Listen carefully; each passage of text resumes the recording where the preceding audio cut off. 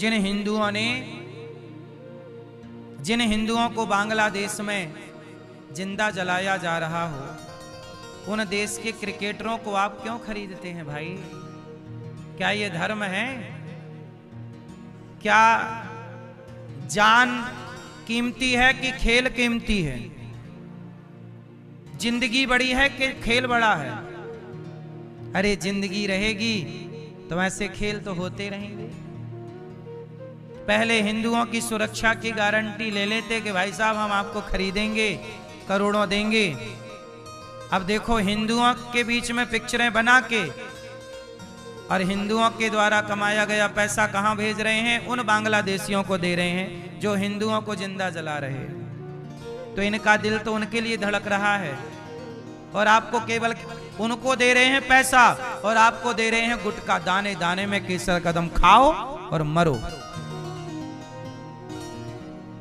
आप लोगों को यह षड्यंत्र समझ में नहीं आता इन लोगों का? क्यों भैया नहीं आता ना?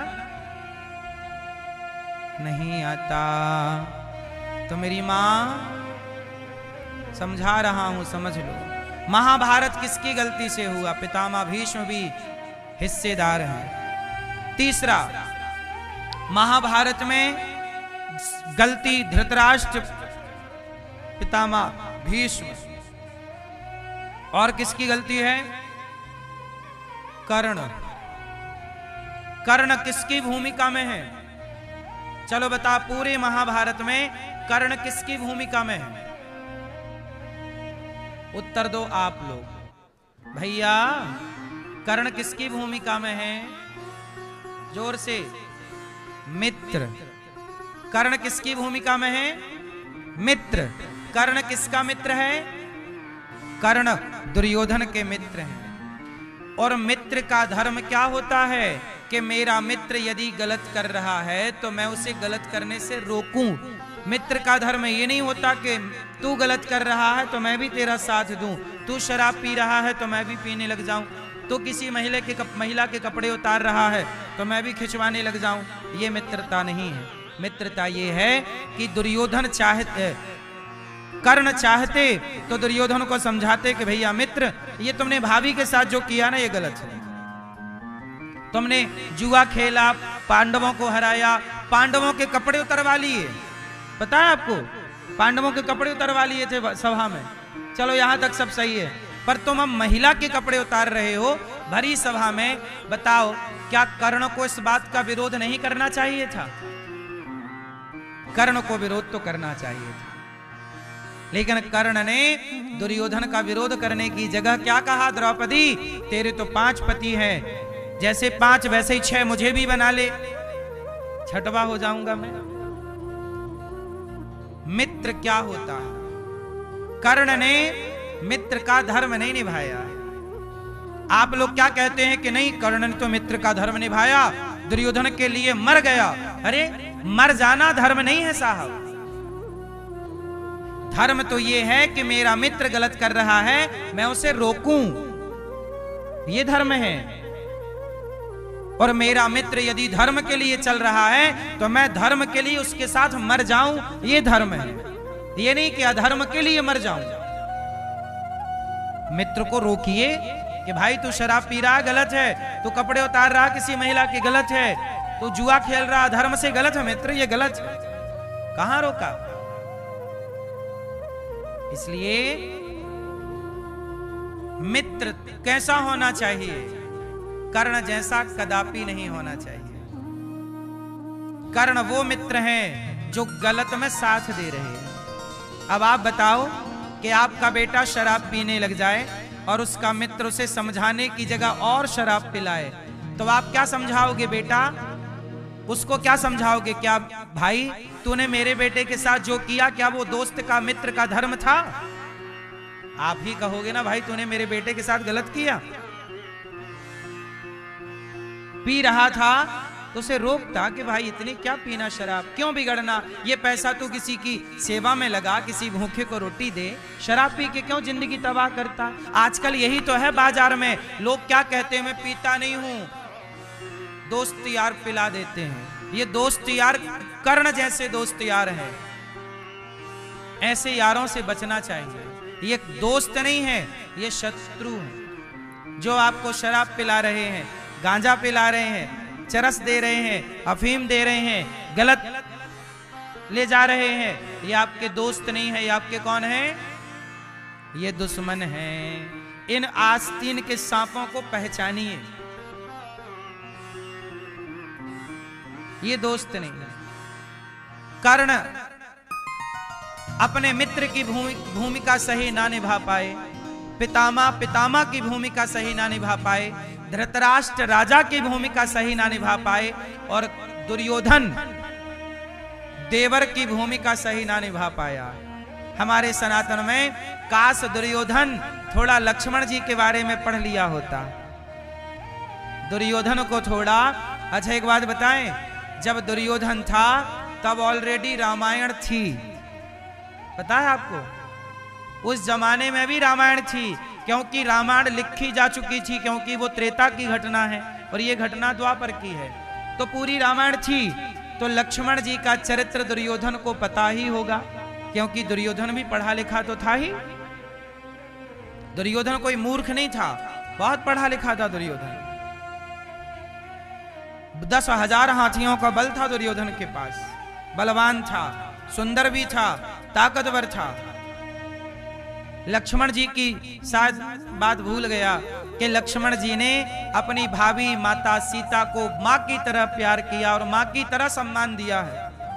एक बार क्या हुआ कि सीता मैया के पांव की पायल और माथे की बिंदिया और हाथ की चूड़ियां राम जी ने रखी लक्ष्मण के सामने। लक्ष्मण पहचानो, इनमें से कौन सा आभूषण सीता जी का है? लक्ष्मण जी ने कहा प्रभु ये जो पांव की पायल है ना, ये घुंघरू, ये सीता मैया के हैं, और ये माथे की बिंदिया मुझे नहीं पता किसकी है, ये हाथ की चूड़ी मुझे नहीं पता किसकी है, ये गले का हार मुझे नहीं पता किसका है। राम जी बोले लक्ष्मण मैं जान रहा हूं ये सीता का है, पर तुम क्यों नहीं पहचान रहे हो? लक्ष्मण जी बोले प्रभु मैंने आज तक सीता मां के केवल चरण देखे हैं। जब भी सीता मां के सामने जाता था तो नजरें झुका के चरणों में नजरें गड़ा देता था और केवल चरण देखता था। आज तक मैंने सीता मैया के मुखमंडल को नहीं देखा। ये भारत का चरित्र है कि पराई स्त्री को कभी नजर उठा के भी नहीं देखा। हमारे यहाँ के पुरुषों ने इतना आदर नारियों का किया गया है, और वो हमारी भाभी मां है। तो एक देवर का धर्म क्या है? एक भाभी के लिए ये लक्ष्मण जी से बेहतर कोई सिखा नहीं सकता। ये दुर्योधन ने थोड़ा तो पढ़ लिया होता लक्ष्मण जी के बारे में, थोड़ा तो जानकारी हासिल कर ली होती। यदि इतना कर लिया होता तो ये द्रौपदी दुर्योधन की रिश्ते में क्या लग रही हैं? बोलो। क्योंकि धृतराष्ट्र जो हैं और पांडवों के पिता जो पांडु हैं, ये दोनों सगे भाई हैं। बोलो हाँ।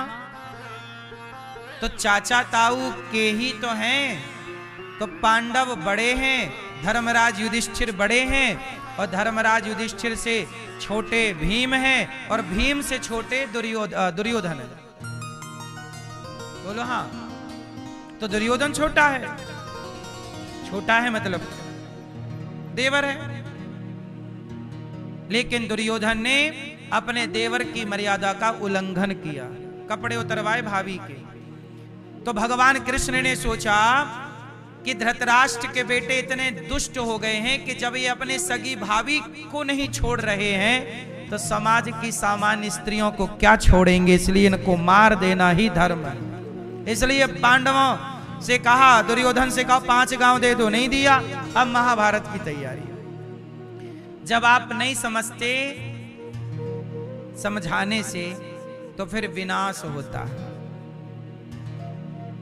इसलिए कहता हूं, बाप समझाए तो समझ लो, गुरु समझाए तो समझ लो, नहीं समझोगे तो आपको फिर समय समझाएगा, और समय जब समझाएगा तो अच्छे अच्छों की अकड़ ठीक हो गई। सही है। दुर्योधन को अब महाभारत में खड़ा होना पड़ा, और महाभारत जब हुआ तो महाभारत में एक एक कौरव मरने लग गए, और जब सारे मर गए तो धृतराष्ट्र रोने लग गए। धृतराष्ट्र बोले, भीमा तुझे गले लगाऊं, अब प्यार उमड़ रहा है धृतराष्ट्र महाराज का, और ये प्यार नहीं है, घृणा है, नफरत है। दुर्योधन गले लगाओ। दुर्योधन गए, भगवान ने रोक दिया, रुको रुको रुको। वहां एक मोम का बना पुतला था भीम का, वो पकड़ा दिया, वो गले लगाया ना, धृतराष्ट्र ने चूर चूर कर दिया, तोड़ दिया। इतनी नफरत, किसने मेरे 100 बेटों को मारा है? अब धृतराष्ट्र महाराज आप सुनो, आपके 100 बेटों को भीम भैया ने नहीं मारा, आपकी मूर्खता ने, आपका गलत निर्णय ने मार डाला। सही निर्णय लिया होता और द्रौपदी का पक्ष ले लिया होता उस सभा में, तो आपके 100 बेटों की हत्या ना होती। आप ही हत्यारे हैं अपने बेटों के। अब आप दोष किसे भी दीजिए। राम न मारे काहू को, पापी नहीं आराम, आप पैसे मर जाते हैं कर कर खोटे काम। हर व्यक्ति अपने पाप से मरता है, अपनी करनी से मरता है, और दोष लगाता है किसी और को। काल ही कर्म ही ईश्वर ही, मिथ्या दोष लगाए।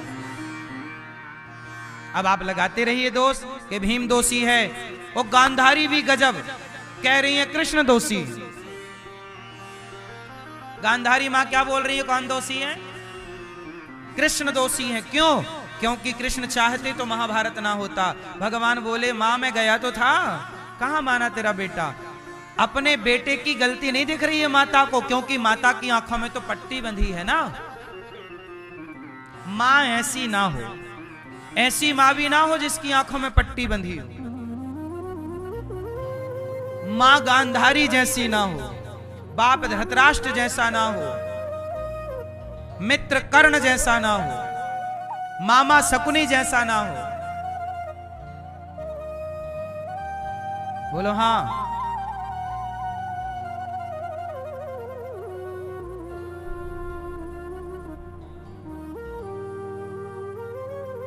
कुछ लोगों से बचना चाहिए। कई बार आपके समाज में, आपके बीच में भी ऐसे लोग घुस जाते हैं जो आपको गलत गाइड करते रहते हैं, और आप उनकी बातों में आकर के आपको लगता है ये सही बोल रहे हैं, ये सही करा रहे हैं, और वही हाल दुर्योधन का हुआ। गांधारी मां क्या कह रही है कि कन्हैया तुमने मेरे बच्चों को मरवा दिया। अब बताओ कृष्ण ने मरवाया क्या? भगवान तो गए थे, भैया युद्ध ना करो, 5 गांव पांडवों को दे दो, काम बन जाएगा। नहीं मैं नहीं दूंगा। तब तो बड़ी अकड़ थी, तब माता की पट्टी नहीं उतरी आंखों की। वो पट्टी कब उतरी? दुर्योधन कल आ जाना सारे कपड़े उतार के, कल आना, कल मैं तुझे निर्वस्त्र देखूंगी, कल आना। दुर्योधन चला डिंग डोंग होके, मां ने बुलाया है, मां। भगवान बोले, भगवान पकड़ गए, भगवान ने पकड़ लिया। कहां जा रहा है दुर्योधन? अब दुर्योधन छिप गया पेड़ के पीछे, क्योंकि नंग धड़ंग था ना, पेड़ के पीछे जाके छिप गया। भगवान बोले, काहे छिप रहे हो? और ये बताओ कि आज तुमने कपड़े नहीं पहने? क्या कपड़े नहीं है घर में? क्या सूखे नहीं? अरे बोले कपड़े वपड़े सब कुछ हैं। वो मां ने कहा है कि आज थोड़ा कपड़े उतार के आना। क्यों?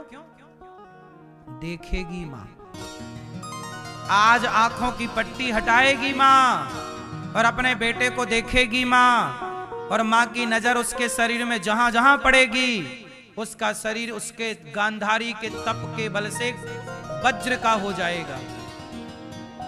भगवान समझ गए कि इसकी मां इसको अमर करना चाहती है। भगवान ने कहा, देखो छोटे थे तब तो नंगे पड़े रहते थे मां की गोद में, सुसु सब करते थे, तब तो कोई बात नहीं, हर बच्चा अपनी मां की गोद में सुसु छिच्छी करता रहता। अब तो बड़े हो गए हो, अब नंगे जाओगे अच्छा लगेगा, कुछ तो ढक लो, कमर मर तो ढक लो। तो भगवान ने केले के पत्ते की टॉवेल बना दी, कहा इसको लपेट लो, लपेटवा दिया और चला दुर्योधन, मां मैं आ गया। और जब दुर्योधन आया तो मां ने कहा कोई कपड़ा तो नहीं है? नहीं कपड़ा तो नहीं है। क्योंकि कपड़े थे नहीं, पत्ते थे।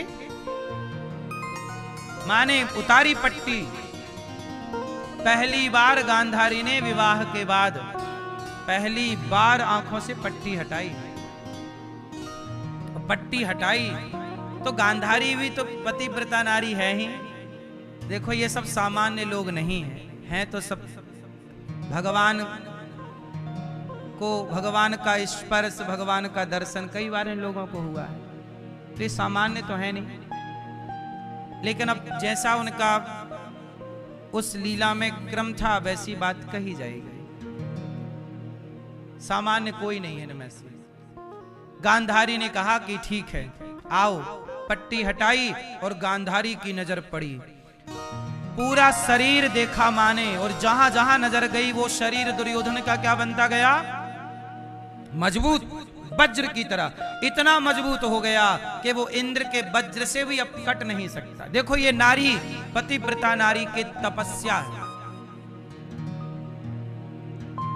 लेकिन मां ने कहा कि ये जांघों को तूने ढक रखा है, तेरी जांघें कमजोर रह गई।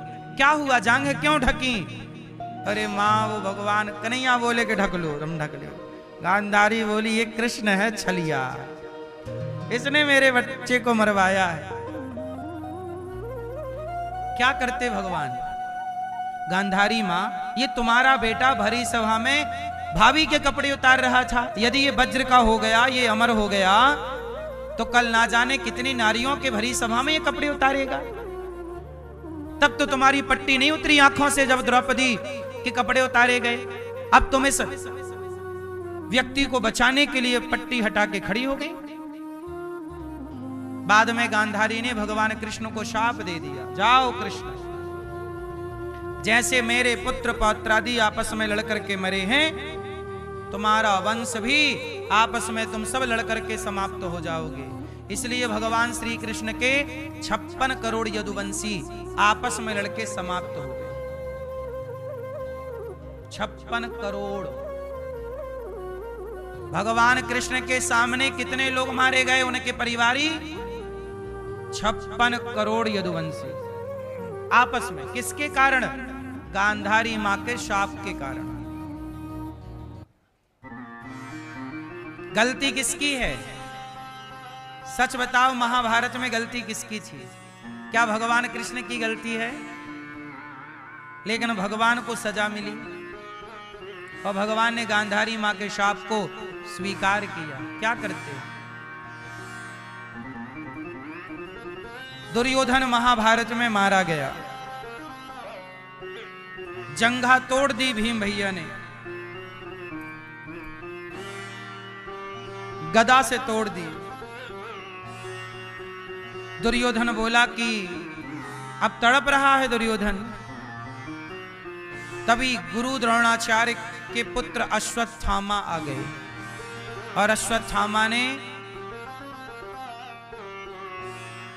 कहा कि मित्र, आपने मुझे सेनापति बनाया होता तो मैं आपकी मदद जरूर करता। दुर्योधन बोला अब बनाया जाओ। अच्छा एक बात बताओ, दुर्योधन की ये पूरे महाभारत की कथा से आपको क्या मैसेज मिला, क्या सीख मिली? क्या दुर्योधन जैसा आचरण आपको करना चाहिए? बोलो। क्या धृतराष्ट्र जैसे पिता बन के अंधे रहोगे कि बेटा कुछ भी करे क्योंकि आपका बेटा है तो कर बेटा? क्या मां पट्टी बांध के बैठोगी कि मेरा बेटा है तू कुछ भी कर, जा, तू मेरा बेटा है इसलिए तू कुछ भी कर, जा? नहीं।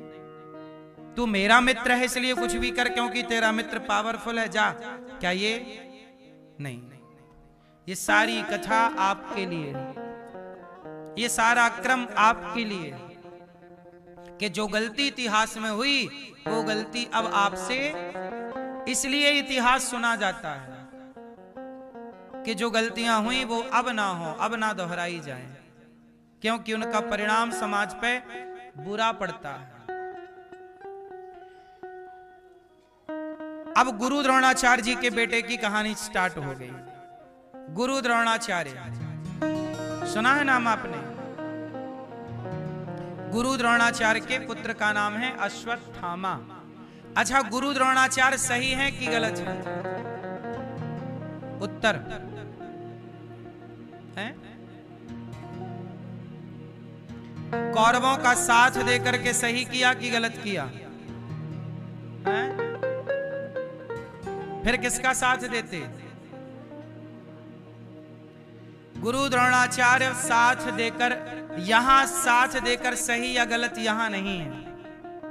यहां तो उन्होंने दुर्योधन का नमक खाया था, तो उस नमक का ऋण चुकाना था, चुकाया।